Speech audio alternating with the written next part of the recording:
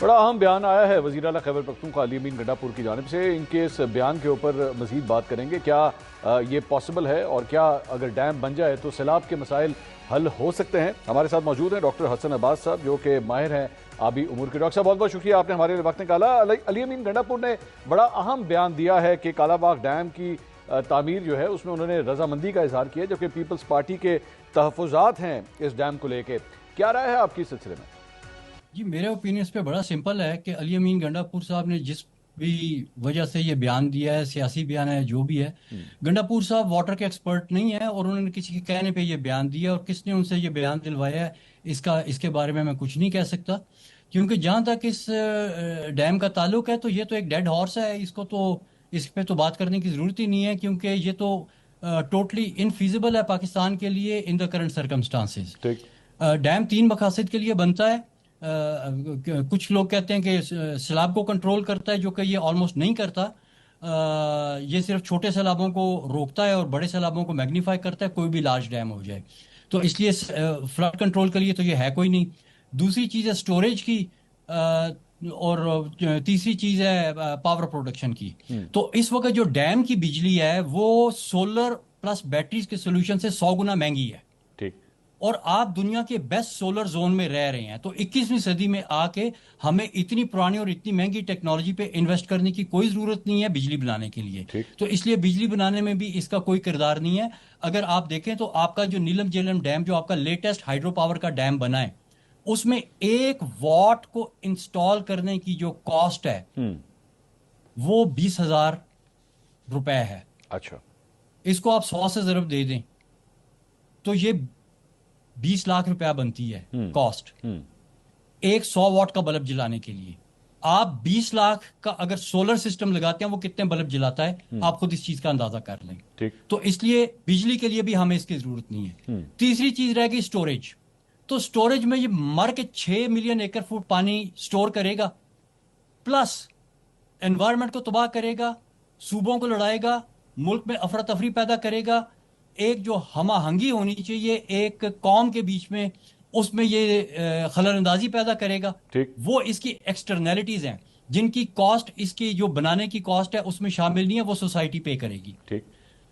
اس کے مقابلے میں آپ کے پاس دریاؤں کی ریت کے نیچے ریور اینڈ ایکویفر میں 500 ملین ایکڑ فٹ کی سٹوریج پڑی ہوئی ہے جو اس کالا باغ ڈیم کی سٹوریج سے 100 گنا زیادہ ہے. تو جو پیسہ آپ نے اس کے اوپر خرچ کرنا ہے نا، وہ آپ اس ٹیکنالوجی پہ خرچ کریں جو اس دریاؤں کی ریت کے نیچے پڑا ہوا پانی جو کہ استعمال نہیں ہو رہا، جو کہ ہم نے ٹیسٹ کیا ہے باقاعدہ، ہم نے اس پہ ایکسپیریمنٹس کیے ہیں، ڈیٹیل سٹڈیز کی ہیں، وہ پانی پینے کے لائق ہے. وہ پانی کی سٹوریج آپ کی 1000 دن سے زیادہ کی سٹوریج ہے. تو آپ اس پہ انویسٹ کریں. آپ غلط انویسٹمنٹ کیوں کرنا چاہتے ہیں ایسے ماڈلز کے اوپر جو آؤٹ ڈیٹڈ ہیں، ایکسپینسو ہیں، ٹائم کنزیومنگ ہیں اور ریڈیکولسلی ڈسٹرکٹیو ہیں for society and for the environment.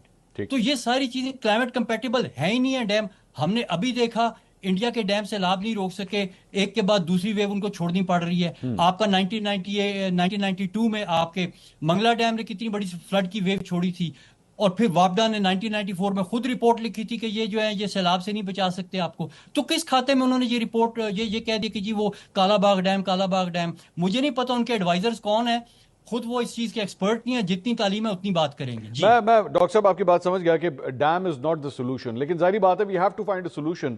اور بھارت سے جس طرح اس مرتبہ پانی آیا ہے اور یہ کہا جا رہا ہے کہ اگلے مانسون کے اندر بھی یہی صورتحال ہو سکتی ہے، سیلاب دوبارہ بھی آ سکتا ہے، تو سولوشن کیا ہے؟ سیلاب کی روک تھام کے لیے کیا کیا جا سکتا ہے؟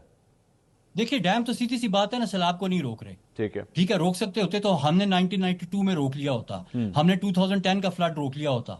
ٹھیک ہے، تربیلا ڈیم بھی تھا، وارسک ڈیم بھی تھا، دریا سندھ پہ بنے ہوئے تھے، کوئی سیلاب نہیں روک سکتے ڈیم. ٹھیک ہے، 3 گارجز ڈیم جو چائنا کا سب سے بڑا ڈیم ہے، جب بارشیں ہوتی ہیں تو اس کے بھی نیچے کے علاقے جو ہیں وہ ان میں سیلاب آیا ہوتا ہے، پورے کے پورے شہر ڈوب جاتے ہیں ان کے. آپ نے ویڈیوز دیکھی ہوں گی 2020 میں 2021 میں بہت زیادہ وہاں پہ فلڈنگ ہوئی تھی 3 گارجز ڈیم کے نیچے. تو اس کا حل جو ہے وہ سمپل ہے اور نیچر بیسڈ ہے. حل اس کا یہ ہے کہ آپ نے اپنے دریاؤں کے راستے کو خالی کرنا ہے، اور یہ ہر جگہ پہ اس وقت دنیا یہی کر رہی ہے.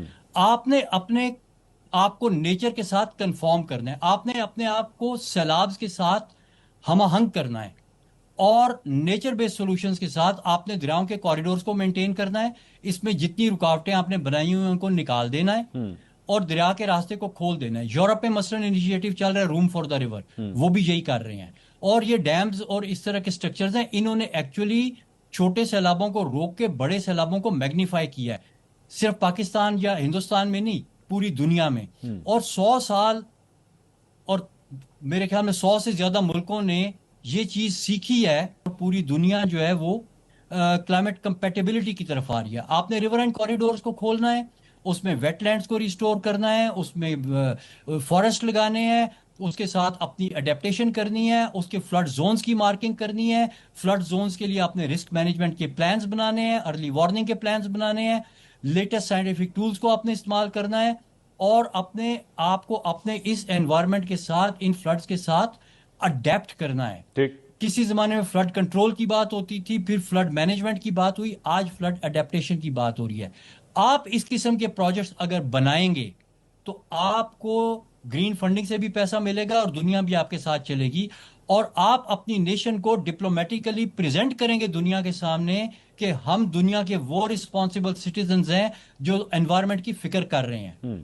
اس کے اگینسٹ اگر آپ یہ ڈیم شیم کے منصوبے جو ہیں ان کا چرچا کرنا شروع کریں گے تو پھر آپ بھول جائیں کہ آپ کو گرین کلائمیٹ فنڈنگ ملے گی, یا آپ کو کوئی انٹرنیشنل فائنینشیل انسٹیٹیوشن جو ہے ان کاموں کے لیے پیسے دیں گے. ٹھیک. ابھی تو چیزیں